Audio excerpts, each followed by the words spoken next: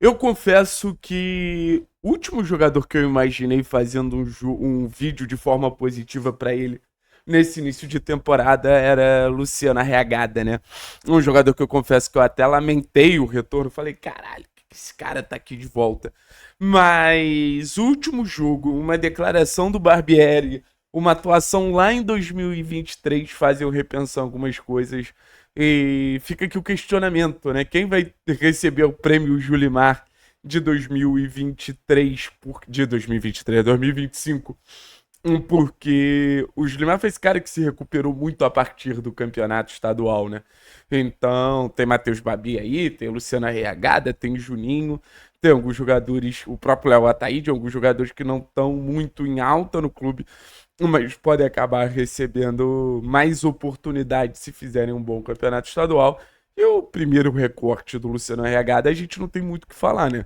Entrou, jogou ali 15 minutos no máximo, 10 minutos, participa de 2 gols. Mas que debate é esse, Thiago? O que você quer trazer aqui pra gente em relação ao RH? Primeiro, eu vou pedir pra você deixar o like, se inscrever no canal, isso é muito importante pra mim. Segundo, vamos lá pro debate. João Pedro Sampaio, o João Paulo Sampaio, eu acho que é João Paulo Sampaio, é o maior diretor de base do futebol brasileiro. Diretor da base do Palmeiras. E o João Paulo Sampaio, ele trouxe um debate na temporada passada que eu acho muito interessante. Que hoje no Brasil, quando você tem um jogador minimamente habilidoso, que finaliza bem, ou esse cara vira ponta, ou esse cara ele vira lateral. Ou esse cara vira ponta ou esse cara vira centroavante. Joga no corredor lateral ou joga mais avançado no corredor central. E eu acho que pode ser isso que prejudicou o desenvolvimento do Arriagada e uma sequência do Arriagada no Atlético. O Arriagada não é ponta. E o Arriagada não é centroavante.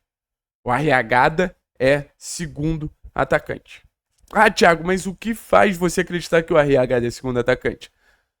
Atlético 0, Fortaleza 1, Campeonato Brasileiro de 2023. Atlético vai pro Castelão com o time reserva, joga muito bem. E o Arriagada tem disparado sua melhor atuação com a camisa do Atlético, flutuando, não sendo um cara fixo, não sendo um cara de área. Atlético e Coritiba, um clássico que inclusive a gente perde. Um dos melhores momentos do Arriagada também. Entra no segundo tempo, bota um foguinho ali no jogo, jogando de segundo atacante. Então, a gente acompanha todos os jogos do Atlético há muito tempo aqui. A gente sabe o recorte que cada jogador se sente mais confortável. E o Arriagada nunca se sentiu confortável dentro da área como escalavam ele. Sempre se sentiu muito mais à vontade flutuando, indo de um lado pro outro, de um lado pro outro, de um lado pro outro. Isso sempre fez com que o Arriagada gerasse perigo, com que o Arriagada interagisse bem com os companheiros. É um jogador que, para disputa física, é impensado. Não tem conjuntura física para ficar jogando de costas. Não tem velocidade para jogar pelo lado. Mas tem capacidade de pisar na área. Tem capacidade de ver o gol de frente. Tem capacidade de, assim, volto a dizer, flutuar, interagir, associar.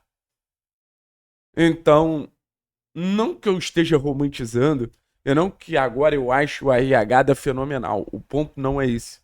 Mas eu acho que o Barbieri, ele faz uma leitura muito boa do posicionamento de um jogador que pode agregar se tiver no posicionamento certo. É mais ou menos isso, sim.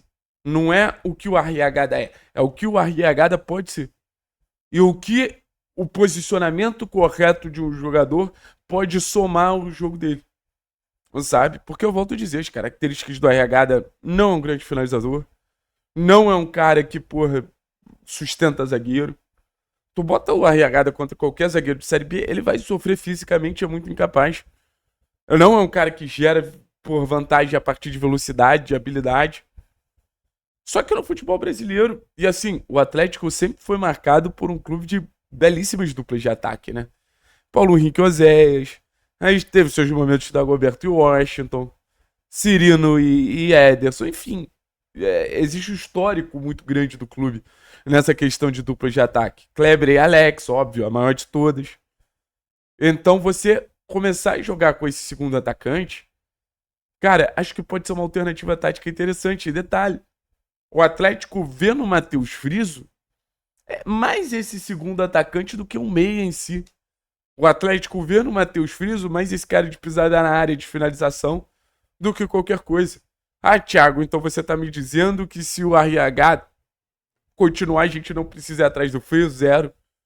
Mas estou dizendo que o Atlético busca no mercado uma peça, o Atlético busca no mercado uma característica, o Atlético busca no mercado uma alternativa para ter esse jogador vindo de trás, pisando na área, finalizando, gerando perigo, não tão criativo, mas muito mais para esse último terço.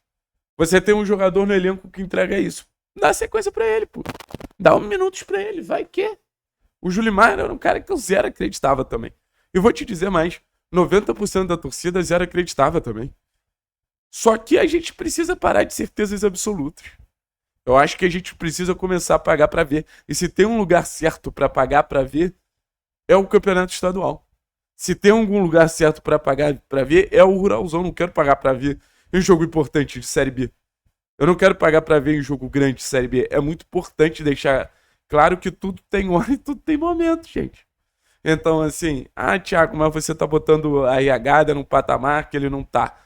Eu não tô botando ele num patamar nenhum. Pra mim, ele continua sendo muito fraco. Pra mim, o IH que eu vi até agora continua sendo muito fraco. Mas quando o jogador entra, participa de 2 gols, tem uma boa interação ali, tem presença ofensiva. Puta, bicho. O campeonato estadual pra mim é isso. É local pra sonhar. É local para tentar entender aonde os jogadores podem chegar. Desenvolver, lapidar. Eu nunca quero que o Atlético perca essa veia desenvolvedora, sabe? É algo que eu acho muito brabo do clube, sempre achei. E vamos ver, cara, vamos ver. A gente tem muita data ainda de campeonato estadual. Eu prefiro, por exemplo, contra o Azures fora de casa, dar mais minutagem ao RH do que o Zapelli. Zapelli eu sei o que ele pode me oferecer e o que ele não pode me oferecer. Mas o RH, pô, entra contra o Azures, vai lá, marca um gol. Entra com o Azures, vai lá, joga bem. Aí entra de novo, porra, contra o Operário. Vai lá, pô, tem uma atuação mais ou menos. Aí entra contra o Corinthians, sabe? É a construção, é começar a utilizar o jogador aos poucos e ver as respostas que ele vai dando. Se ele não der resposta nenhuma, foda-se, tchau. Tá ligado? É um jogador que hoje vai fazer 0 falta. É um jogador que hoje, pô, importa muito pouco dentro do cenário atlético. Mas importa muito pouco mesmo. Mas, ao mesmo tempo, volto a dizer, um jogador que eu gostaria de pagar pra ver. Beleza, minha rapaziada? Tamo junto, é nóis, forte abraço. E continuo hater, tá? Continuo hater da RH. Mas tô curioso. Acho que a gente poderia aproveitar mais jogadores de lado de campo por dentro. Sabe um jogador que eu acho que seria um baita segundo atacante? O Vitinho. Vitinho sempre foi um jogador que tinha a finalização dele, pô, acima da média. Aí, pô, bota ele pelo lado, longe do gol. Pra mim não faz sentido nenhum. Valeu, pessoal. Tamo junto, é nóis.